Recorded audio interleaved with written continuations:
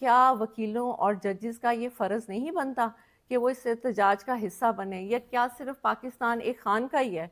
क्या सारी कुर्बानियाँ खान ने ही देनी है? आप लोगों का मुल्क नहीं है, आप लोग इसमें नहीं रहते, आप लोग इसमें तिजारत नहीं करते, यहाँ पे आपका घर नहीं है, यहाँ पे आपके बच्चे नहीं हैं, क्या खान अकेला ही है? कभी आपने सोचा नहीं कि 72 ईयर्स के खान हो चुके हैं? क्या उनका दिल नहीं करता कि वो अपने घर में आराम और सुकून से बैठें, वो टीवी देखें, अपनी ज़िंदगी को एंजॉय करें? आज वो काल कोठरी में, एक छोटी सी जेल में जिसमें चारपाई हो और अगर एक कुर्सी रखो तो घुटने आपकी चारपाई को लगते हैं, यानी कि इतनी छोटी सी जगह पे खान को रखा गया है और 1.5 साल से ज़्यादा अरसा हो गया है। और वो क्यों है? सिर्फ इसलिए कि यहाँ पे इंसाफ आए मुल्क में। हमें पता लग रहा है कि जी पटिशन दायर हो रही है कि पीटीआई को एहतजाज से रोका जाए। किसी भी कानून में ये नहीं है कि आप किसी को पुरअमन एहतजाज से रोक